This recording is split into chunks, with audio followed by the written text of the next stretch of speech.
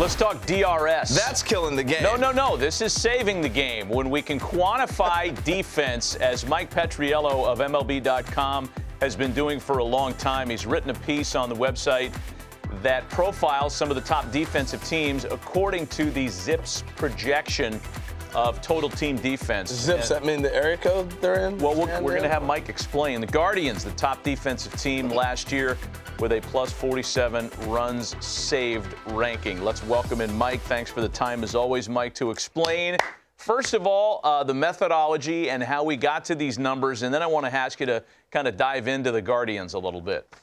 Yeah, absolutely. Listen, it's hard to project team defense because it's kind of hard to look back at what just happened and say who was good or bad at defense, right? It's a very complicated subject. But what I did was I took the ZiPS projections, so that's Dan Szymborski's great work at Fangraphs. I combined it with the depth charts for playing time estimates, and I removed DHs because we're not trying to talk about Kyle Schwarber not adding on defense when he's at DH. We're just talking about being in the field. And importantly, this includes catchers, right? People think about defense, they just think about catching the ball, and that's true, but framing matters, blocking and throwing matters. So when I did all that and I put it into the soup, and I was pretty happy with the results. You look at the top, right? Guardians and Cubs. Who's going to complain with those two teams at the top? They both look fantastic defensively. I think the Braves would complain a little bit. Just throwing that out there at you. But I want a question now before we get a chance to challenge here. What was the biggest challenge in putting all this together? Well, the biggest challenge was doing all the combination of spreadsheets and everything, because these are in different parts. But then you want to be able to explain it to people. You know, why are the Guardians, for example, who weren't a great defensive team last year, rated #1 for the 2024 projection? I actually think it's easy because why you got them there? You look at the guys who weren't there anymore, who were there last year, right?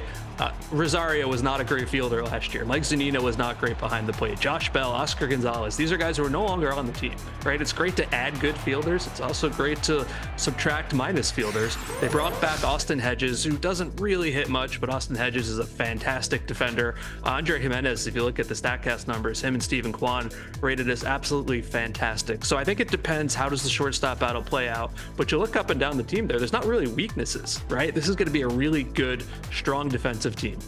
So I want to get your take on, we're all talking about the Dodgers. The biggest move in the sport for me, outside of Harper going to first base with the Phillies, is Mookie going to second. So I'm wondering how you were able to look at that and factor that in. Yeah, I mean, he's had some playing time there before. I don't think anybody expects him to be necessarily a Gold Glover. I should say I don't. If you ask people around the Dodgers, I'm sure they do expect that. But second base is very deep in good defenders with Stott and Estrada and Jimenez and everybody. And if you look at bats at second base, he grades out. He's expected to be basically an average defender. And average is not a bad word. Average is a good word, especially for someone who's moving to a new position. The reason the Dodgers as a whole don't rate higher than this is the left side of the infield looks kind of weak. I'm not sure I trust Muncy defensively at third. Not sure what to make of Gavin Lux yet. The outfield is iffy. Like, obviously, this is going to be a great team overall. They're going to win 100 and something games, but defense is not going to be a strength of theirs. So, DRS has been knocked a little bit through the years.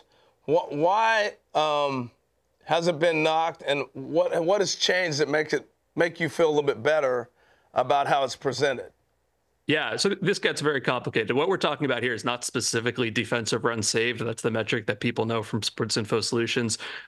Every fielding metric funnels up into runs. Even the StatCast numbers, they turn into runs. So whether you want to use one version or another, at the end of the day, you're talking about how many runs did this player or did this team save or not. And I understand the numbers don't always match the eye test, right? Especially if you see a guy making a great fielding dive and it doesn't rate well because what you didn't see is he got off to a bad jump or took a bad route. But I think the way that this works, and the reason it passes the smell test, is you look at the teams top to bottom, right? You look at the top five, Guardians, Cubs, no one's going to complain about that. You look at the bottom, the A's don't rate well. The Angels look pretty poor. I think it's hard to look at these teams, with the exception of the White Sox, who I was very surprised about, and say, I don't buy this. I think the numbers absolutely are correct in saying we expect these teams to be good fielding teams. Now, obviously, trades, injuries, who knows what could happen, right? But as we sit here today, these teams look like the best defenders, and I can't really argue with any of them. So let me ask you one pointed question, because what you've written on MLB.com, you posted before we got news of Matt Chapman signing with the Giants. When we try to, project what that means for them defensively, to try to come up with a real number, is that possible given the fact that he hasn't played with the Giants yet? It's complicated because he's got this reputation as being an all-world fielder, and he's earned it, right? He's obviously been incredibly fantastic.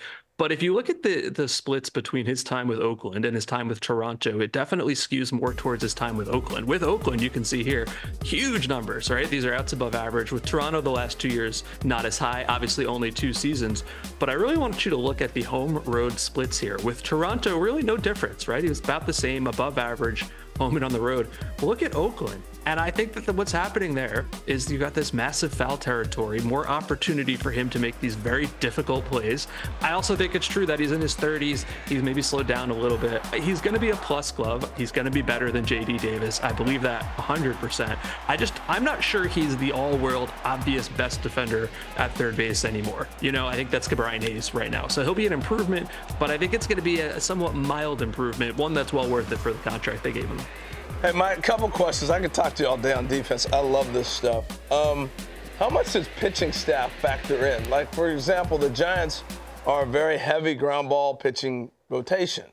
Well, how much does that factor in? A little bit. It factors into the opportunities you get, right? Like if you get 0 balls hit your way and somebody else gets 1,000 balls hit their way, obviously those are extreme examples, but you can't make the plays where there are no opportunities. I tend to think that evens out a little bit over the course of a season, especially with the Giants. You know, you mentioned ground ball pitching staff, Logan Webb, absolutely. I'm also not entirely sure who's going to be in their starting rotation past April, right? It's a huge mixed bag, especially with the injuries. So does it matter a little bit? Yes. I'm not sure it's going to move the needle all that much. Hey, last one. As teams are putting it together. So good to have you back on the show. I got to have this. Holy. The bench players. When you're putting teams together, do teams factor in maybe a defender on the bench at all? It depends on your starters, right? Like, for example, if you were the Phillies at the start of last year and you knew your outfield was going to be Schwarber in left and Castellano in right because Harper had to DH, I think you absolutely needed to have a plus defender on the bench. And they tried that, right? Christian Pache, later on Johan Rojas. And it's different now because Harper's moved around.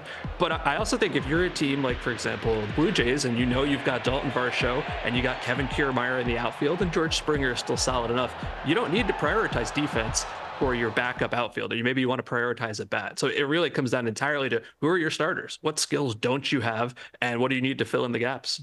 All right, I'll let you go now. I love this. The name of the article is... We can do it all day, Mike, but he's going to cut us off. We can do it all day. The name of the article is Best Team Defenses for 2024. How did you come up with the title? Well, I think it's pretty clear. Mike, way to go, man. We appreciate you. Thanks for the explanations. Always love having you on the show. Thanks a lot, guys. Take care. Thanks, Mike. Good job, buddy.